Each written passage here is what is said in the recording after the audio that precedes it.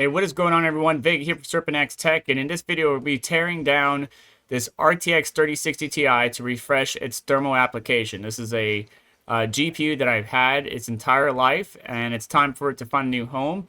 And I already ran some tests before, and now we're going to tear it down, try to improve the thermal solution from stock, and we're going to measure what the after is, what actual improvements in clocks or thermals that we could obtain from this thing. Really cool design overall from the 30 series. Actually, one of the reasons why I haven't upgraded to the 50 series is I really think the 30 series was a really good time for Nvidia. But anyways, this is just one GPU of many that I've been selling at time of recording. I still have a few of them left, but we just want to tear this guy down and get it ready for the new owner. On the back side here, we got some Torx. So the bit that you got to use to remove this back plate here is this guy right here. Let me show you. The Torx T8H. That's what it says. Very hard to read on camera. And it might be an M. No, that's an H. And so we got 6 screws right back here that we're going to tackle. We also have some screws on the back side here. As you can see, I'm not sure what size those are, but we'll find out here shortly. And then we also have some screws on the IO, 4 overall. So first, let me tackle this back plate, and we'll look at the thermal improvement at the end or towards the end of this video. The screws come out. I'm just going to use my iFixit kit to hang on to everything, keep it safe and sound for me. Taking note, I don't have my GN mod mat. That's out in the main area on my main workbench, but I am using the mouse mat. It's not going to help me maintain where everything sits, but I'm sure I'll be able to figure it out. I haven't taken apart the Founders Edition type cards. I usually only mess around with, the AIB or add-in board partner cards. These screws all seem to be relatively the same size, so shouldn't have to notate exactly where they sit. I'll show you what those screws look like lengthwise here in just a second. You might hear some background noise as I continue to proceed in this video, because I am watching some 1320 videos in the background. And yeah, the back plate just comes right off. We got a single thermal pad on the back side here that's actually sitting on this grouping right here. It's for the memory. And then here's the back side of the PCB. You can see how short this PCB is. If you need to, pause the screen, take a screenshot if you need to, but I'm sure these teardowns have been showcased on one of my favorite websites, the Tech Power Up forums or what have you. A little bit of dust getting in here on the back side of the PCB, so I'm definitely going to clean it all up. I don't like these white thermal pads. They're okay, but I normally would replace them with better thermal pads. Now on the back side here, a couple things I want to notate is you got some ribbon connectors, so you need to be very careful. There's one there, and it looks like there's one right here. So be very careful not to break these ribbon connectors. If you look very carefully, there's a little black piece right here that you're kind of just gonna lift up very carefully, and then you should be able to pull that ribbon cable outwards. Actually, you don't even need to flip that up, to be honest. It looks like we could just pull it out without having to flip anything. It looks like it's just a locking collar. Nope, it does flip up. Okay. So just very carefully flipping those guys up and pulling the ribbon cable out. So this one out towards me, this one is out towards you guys. And then we have bigger Torx right here. I'm not sure what size that is. Let me see if I could figure that out for you real quick. It looks to me to be a 10. Nope, it's a 9. And that's one of the screws holding the IO shield. Technically, I don't need to attack that guy just yet. The other screw that was holding the other side of the IO was also coming from the back plate. So it will go through the back plate and then into the actual aluminum chassis. And then I don't think we need to remove these IO, but I'm pretty sure if I remember correctly, and these feel like 8 still. Yeah, these are still 8.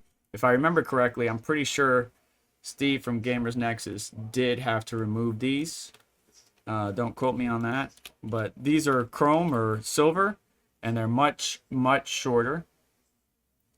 So we're just going to put that in its own separate areas, making sure we don't confuse ourselves, and remove all 4 of these. By the way, I was able to get this big one, this big black screw on this side holding this IO shield with the Torx 8. But all of these guys were really, really tight, right? All 4 of the IO shield was really, really tight. And this seems like it wants to come out, so I'm going to be very careful. Again, watching that ribbon cable, right? So very carefully watching that ribbon cable. So the ribbon cable is going right into the top side of the PCB here, so it doesn't look like that one's ripping off. Let me check the back one here. Just want to make sure that we're not going to damage anything. Maybe we're getting caught somewhere. Yep, we're getting caught on those 2 screws back there. So let's go ahead and tackle those real quick. See what size that is. It doesn't look like it's the 8. Yeah, it's definitely smaller than the 8. Let me see which size. For these side screws, it looks like it's a Torx T5 is what we got here as I try to put it into my vape pen for whatever reason. And, you know, you kind of want to be careful with the aluminum housing. I wouldn't want you to scratch yours up. Again, I'm organizing this, all the screws in a particular order that I am used to, but if you want to use the mod mat or whatever you got around you, that's perfectly fine too. So again, pulling up very carefully on aluminum housing. Want to make sure that there's nothing that this thing could get snagged on. It feels like it's getting snagged on this back right here for some reason. And I think there's a reason for that Steve or anybody who tore down these GPUs alluded to. Let's carefully lay that down. So that side's coming up, no problem. I believe there's a latching mechanism that we need to attack on this side. All right, I'm trying to do my best to show you all this, but if you look, there's 3 retention, I guess you could say, mechanisms on this thing. You can see it where the U's are.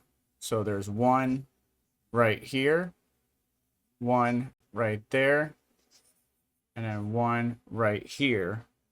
And what I'm using is a little pry tool to try to go in there and unlatch it while also trying to keep it pressured up or towards the top, right? So pushing the heatsink up so it doesn't relatch, and then disconnecting the other 2. You might have to do this a few times, but you don't have to do this if you're just replacing the thermal paste and thermal pads.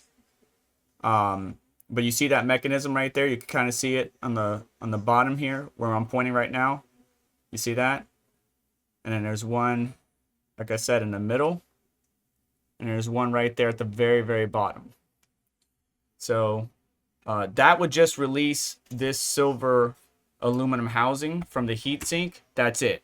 But to replace the thermal paste and thermal pads, all you got to do is take off the 4 mounting screws that's holding this retention bracket to the heatsink, right? So the PCB to the heatsink with this retention bracket, it is spring loaded slightly. Then you could just flip the PCB over after removing the little ribbon cables that we talked about. But I kind of want to remove the heatsink completely from the aluminum shroud just to completely tear it down and show you. So let me try getting another pry tool, which we got another one right here in the iFixit kit, and just ever so carefully basically going in here, and I have to see it. I can't really show it to you, but just trying to go in there and just pop every single one out of its groove like so, and we should be able to get it. And this one's a little bit tougher. Let me try the pointy end. And just like that. Okay, don't let it fall back into place. But now you can remove this intricate, and this really could be a piece of art, right? Remember those S's used to draw back in high school? You know what I'm talking about? Anybody know what I'm talking about? Let me know in the comments. That's what this feels like. But this is a very beautiful design. But I definitely want to take it apart because, you know, I want to clean some of the dust and residue that's on here, give it a nice little shine. Very nice and neat little aluminum shield. So now we could get a better look at the ribbon cables. So you could see the ribbon cable here on this PCB goes down and then connects, and that's what the fan is getting its signals. And you could also see the retention, right? So retention here, here, here. That's holding that aluminum housing on. And then the other ribbon cable, again, is coming off the PCB and then connecting to the fan and getting its signal as well. And I really do like these fans. A lot of GPU manufacturers going to that outer ring on the fan blades itself. So you can see there's a little bit of dust throughout the heatsink that I'm just gonna try to clean up with a soft bristle brush. I did as much as I could, but I'm gonna do a little bit more. And so now we can tackle these four, which seem to be the same size as before. Actually, no, it's not. So it's not the T5. So wow, we got T8, T5, and now we need another one. Might be T7 maybe? Nope, too big. So maybe, I don't know, man. There's a lot. This thing uses a lot of different screw sizes on this particular guy. I'm not even sure. This one's not even labeled. So let me find the right one before I keep wasting your time. Yeah, it was a T5. It just felt like it was a little bit loose. So I'm going to, you know, just like when you're tightening up a cold plate or your heatsink, you know, you cross pattern. I'm just loosening it the same way. Trying to make sure this thing doesn't just pop under tension. Because it is a metal piece that is designed to add some level of tension or a spring load mechanism to apply tension, you know, between the heatsink to get it good contact with the die. And some of these, especially that you see how that just popped just now as soon as I loosened it. Try to keep it together. But sometimes if you just zap this off with like a little electric gun, which you should never use on your small electronics, you know, you just have that thing fly across the room. There we go. I'm going to try to keep the screws with the retention bracket. Put that to the side for now. And now we should, after removing these ribbon cables, be able to just flip this PCB over and go from there. I'm going to use my rubber tipped tweezers to protect everything. Do not want to rip these whatsoever. And so now very carefully, I'm going to just push up on the PCB ever so slightly. After years of running, I'm sure these thermal pads are hating me right now. See if we can do it from this side to get some more leverage using the PCIe slot. But there should be nothing in your way of popping this guy off. Just like that. And there we go. Some of the thermal pads ripped off, it looks like. And you can see how dry the thermal paste is. We got a lot of not overspray, but thermal paste that's laid over onto the SMDs on the die on the top, left, and right. Just going to clean everything off. You can see these inductors and MOSFETs over here are very dusty and dirty. So I just want to clean everything up, detail it using some isopropyl alcohol, and then replace these thermal pads. Let me get my caliper and we'll go ahead and measure these thermal pads right now. We could continue to use these, even though, you know, this guy right here, let me go ahead and make some room real quick. So mostly everything is T5 and T8 basically. But you can see at the bottom here, we got some thermal pads just ripped. And these white ones, again, they're not the best for thermal efficiency. They'll get the job done, but you could definitely improve them. And this thermal pad over here looks like 2 mil. And then these look like 1.5 just by eye, but let me go get my caliper to confirm all of that. In measuring the thermal pads, not only the memory, which your memory thermal pads are the biggest squares, right? So you got 2 here, 3 here, 3 here. And then you have for your various like MOSFETs and VRMs and some of the SMD components, these smaller squares throughout, they're all about 1.5 millimeter. Now, you typically can squish down a 2 millimeter to 1.5, but it requires a lot of pressure. If the thermal pad is very stiff, I wouldn't recommend it. Just get the right size thermal pad and you'd be good to go.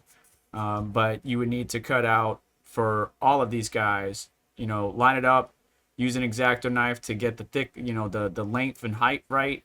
Thickness, they're all 1.5 millimeters, so it doesn't matter. And then put them throughout the various areas. But don't forget where they were, right? Take a picture of where they were if you're replacing the thermal pads. But let's clean up this thermal paste both on the GPU and the heatsink, which is copper. So you don't want to use liquid metal on this because that will kind of bond with the copper, reducing your thermal performance. If this was nickel plated copper, then maybe, but in this case, no. So let me go ahead and remove this thermal paste now. Before I do, a full teardown completely of a 3060 Founders Edition would be to remove these fans. And if you look in between, there's screws holding this fan in, right? So we got 4 total that's holding it in there. And so when you do that, what would happen is when you remove the fan very carefully, you know, because that ribbon cable is connected to it, you will pull from the front and that ribbon cable should feed with the fan towards the front.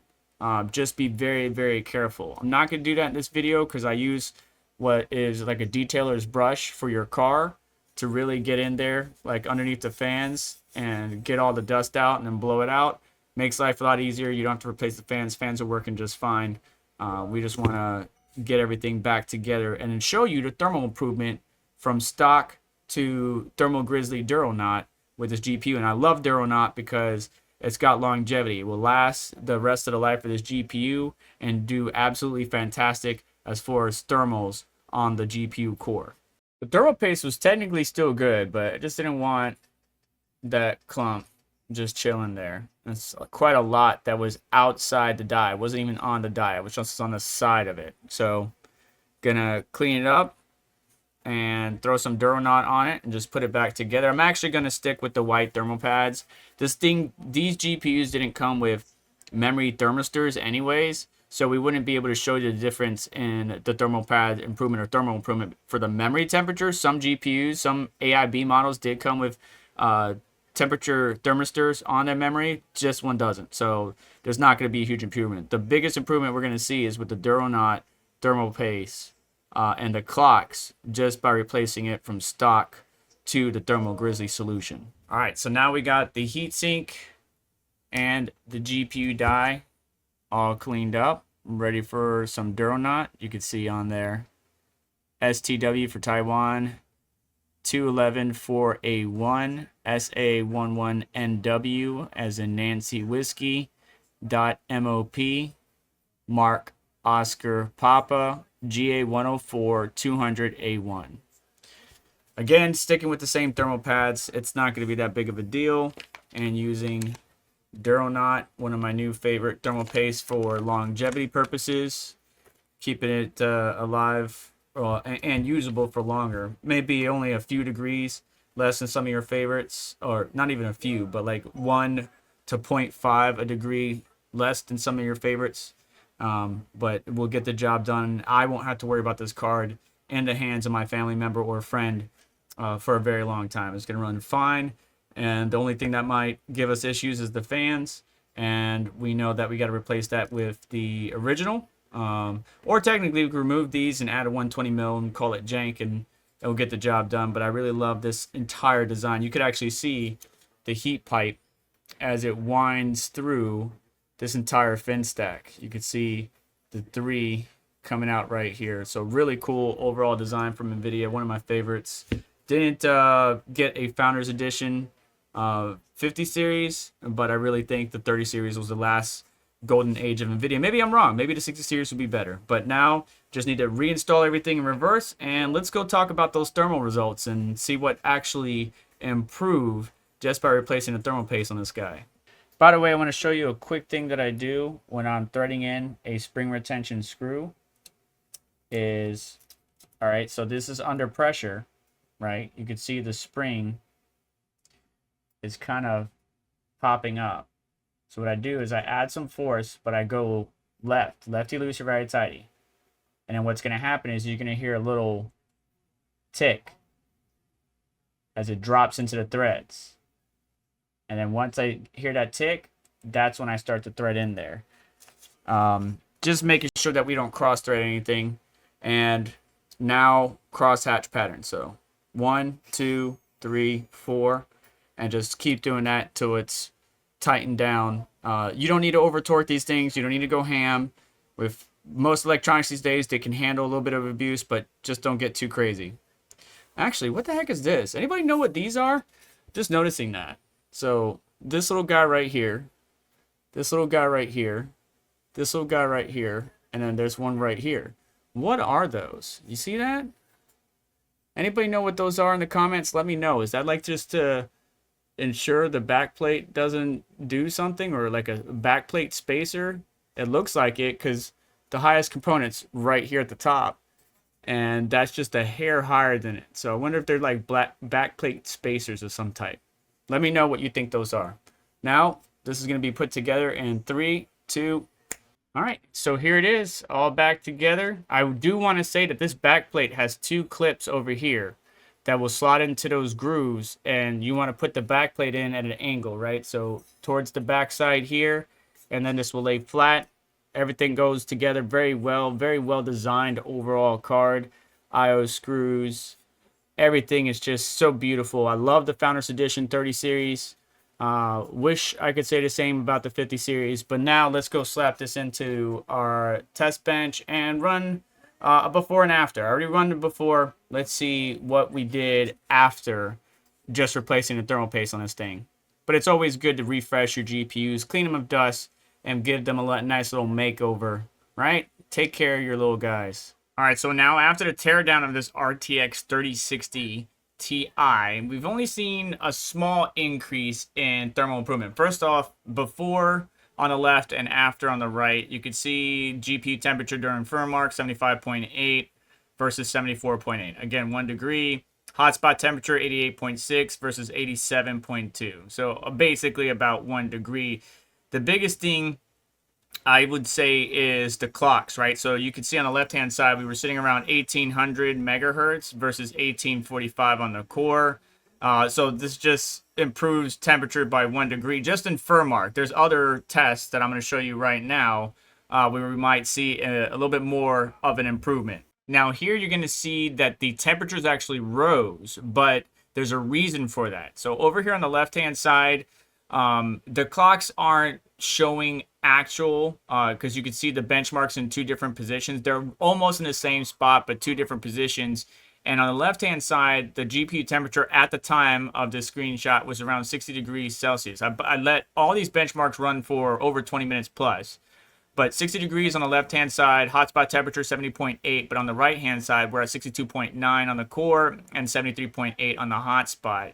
But not only did we drop the fan RPM by around 200 RPM, but we improved our clocks. Now, again, on the left-hand side, it says 1550 on the core clock, but it was a little bit higher than that. Like, I think it was like 17-ish, 1750. So we're about 200 megahertz plus, and we dropped the fan's RPM down a bit. We're also using a little bit more power, but the power is relatively the same, sitting around 110 to 120 watts.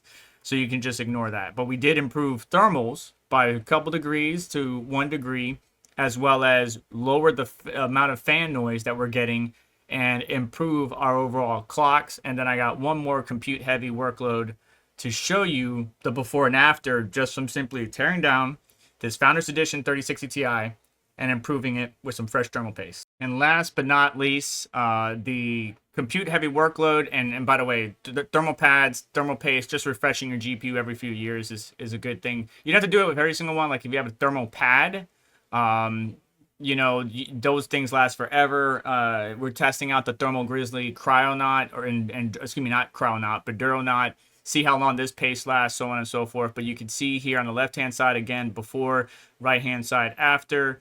75.8 on the GPU core, 75.6 on the after, 88.5 versus 87.4. Again, 0.5, 0.2 of a degree to 1 degree difference. Fan RPM basically about the same. Power draw basically the same, but the clocks, we went up from 1695 to 1725. Again, this is not something that's going to like, oh my gosh, this is a huge improvement. But just maintaining your GPUs not only can extend the lifespan of your GPU, but improve, quality of life. Whether it's fan noise, because you don't like, fan. I like to run my fan aggressives. I don't care about hearing the noise as long as I'm getting good frames. But reduce fan noise, reduce, system noise overall, because maybe your CPU is running very loud, or CPU fans running really loud because you haven't replaced thermal paste in about 10 years. So just replacing it can be a huge improvement. We're not seeing much. The stock thermal application on 3060 Ti Founders Edition was perfectly fine. It could have probably lasted another 5 years, but replacing it did improve it, and I just wanted to show you the before and after. So not anything to write home about. 1 degree to 0.2 of a degree, depending on the title or the whatever workload it is. You let me know your thoughts down in the comments below. How often do you replace the thermal applications or pads and paste on your GPUs or any of your equipment, CPUs, so on and so forth? And what thermal paste or thermal application are you using? Is it Thermal Grizzly? Is it Thermal Right? Is it Noctua? Is it Arctic MX4? Let me know. Sound off in the comment section below. That's going to do it for today's video. Please do me a favor on the way out. Hit that like button. Make sure to get subscribed. Hit the notification bell to stay up to date, as well as check out additional links in the description to help support the channel and what we do here. And I'll catch you in the next one. Take care.